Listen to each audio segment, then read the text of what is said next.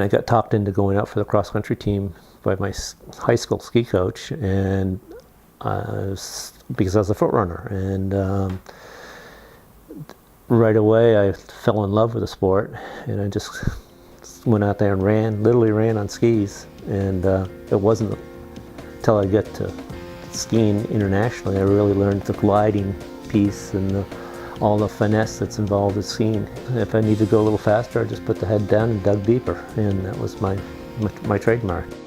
So throughout the first 2 years that he was ever on skis, Stan was racing for the Brattleboro High School. I started, competing against the local high schools, and that happened to include Putney School. We had lots of fun out there competing with Bill and Tim. That's Bill Koch, who in just a few years would win silver at the '76 Olympics. And Tim Caldwell, son of the cross-country skiing legend John Caldwell. We all grew up in southern Vermont. We're part of a group of competitors that competed against each other. So it was kind of a hotbed of activity, and I just kind of stumbled into it. And the next year, Tim went off to the Olympics in '72. So ended up by default, I won the state meet, in '72, second year skiing.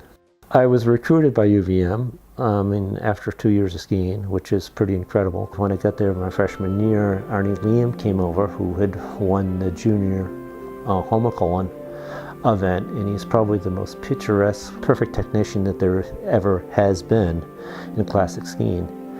And so I'd jump in behind him and just try to hold on and learn technique. And so, I benefited greatly from that opportunity. In 1974, I was named to the development team and the national team, and it's kind of evolved from there. My intention was to stay in college as long as I could. '76 came along, and I can remember Chip Lacasse saying to me, who was the head coach at UVM, he says, "I trust you're not coming back in the fall of '75. I said, "Well, why not?" And he says, "Well, you're going to be training, aren't you?" He did train that fall and made the 1976 Olympic team, headed to Innsbruck, the Olympics in which Bill Koch took the silver medal as he unveiled his new skating technique. '76 was my kind of breakout year, and '77, '78, '79, '80 were, that was in the groove. And it was a wonderful experience overall. Saw a lot of places I would have never seen otherwise. One of those places was Slovenia, where Elan skis are made. Stan enjoyed a close relationship with the company throughout the late '70s in his run up to the 1980 Lake Placid Olympics. Well, Elan, at that point, we had just made the transition onto fiberglass skis, and they were needing some athletes, and I was willing to take a chance with kind of an unknown in the cross-country world, and we had a beautiful relationship. I had skis with all sorts of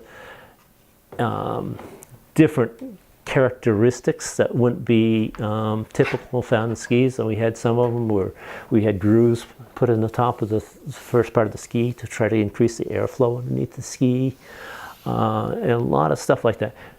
The biggest problem we had at that time was consistency, because the process of making skis is very complex.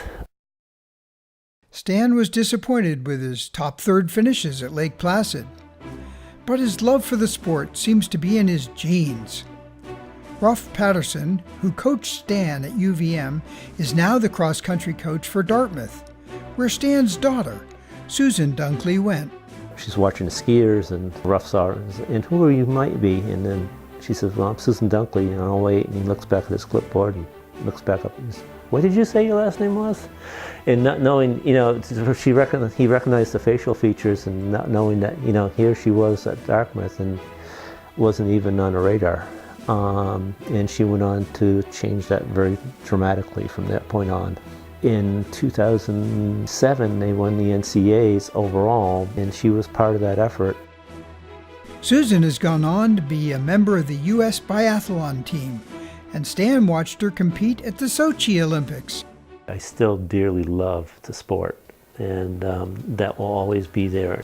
an extension of yourself and your body, and the environment. It all becomes one in a way that's indescribable, and it's that communion that you just can't get any other way. It's got to happen. The Vermont Ski and Snowboard Museum welcomes Stan Dunklee into the Vermont Ski and Snowboard Hall of Fame.